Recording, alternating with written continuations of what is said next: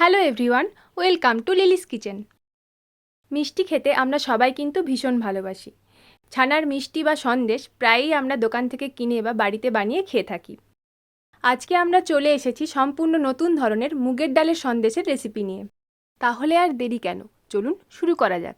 মুগের সন্দেশ বানানোর জন্য 250 গ্রাম মুগ ডাল ভালোভাবে পরিষ্কার করে ধুয়ে 2 ঘন্টার জন্য ভিজিয়ে জল ঝরিয়ে রেখেছি।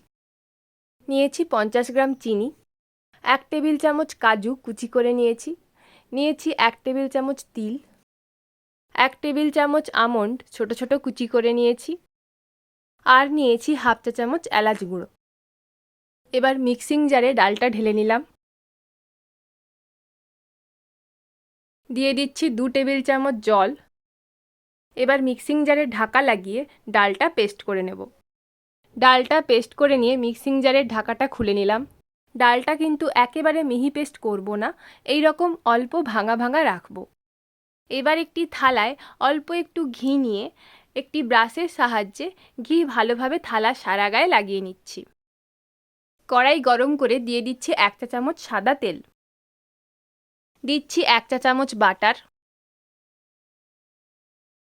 গরম হয়ে গেলে গ্যাসের ফ্লেমটা কমিয়ে দিলাম। এবার তেল ও বাটার ভালোভাবে মিশিয়ে নিয়ে কড়াইয়ের সারা গায়ে লাগিয়ে নিচ্ছি। দিয়ে দিচ্ছি কাজু কুচি।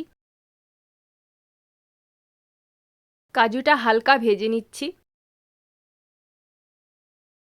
এবার তিলটা দিয়ে দিলাম। তিল ভালোভাবে ভেজে নেব। তিল ভাজা ভাজা হয়ে এলে পেস্ট করে রাখা মুগ ডালটা দিয়ে দেব। মুগ ডালটা ভালোভাবে নাড়িয়ে নিচ্ছি। এবার দিয়ে দিচ্ছি 1 কাপ মতো জল। মিক্সিং জারে পেস্ট করে রাখা অল্প ডাল লেগেছিল, সেই জারেই জল দিয়ে ওই জলটাই ভালো করে ধুয়ে আমরা দিয়ে দিয়েছি।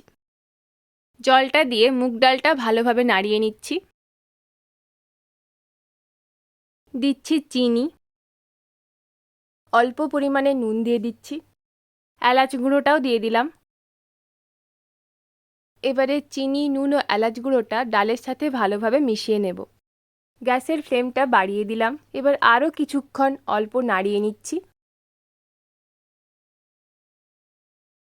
কিছুক্ষণ নাড়িয়ে নিয়ে গ্যাসটা বন্ধ করে দিলাম। এবারে যেই থালাতে ঘি লাগিয়ে রেখেছিলাম সেই থালাতে ঢেলে নিচ্ছি। হাতে অল্প অল্প জল লাগিয়ে এইভাবে চেপে চেপে ভালোভাবে ছড়িয়ে দেব। এবার সাইডগুলো সমান করে নিচ্ছি।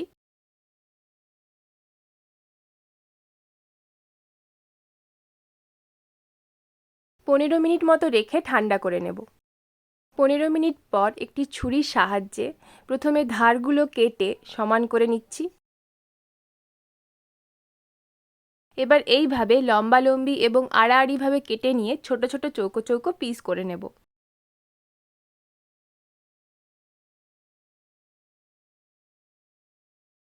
এক একটা পিসের ওপর একটা করে আমন্ড কুচি দিয়ে পরিবেশন করে নিচ্ছি।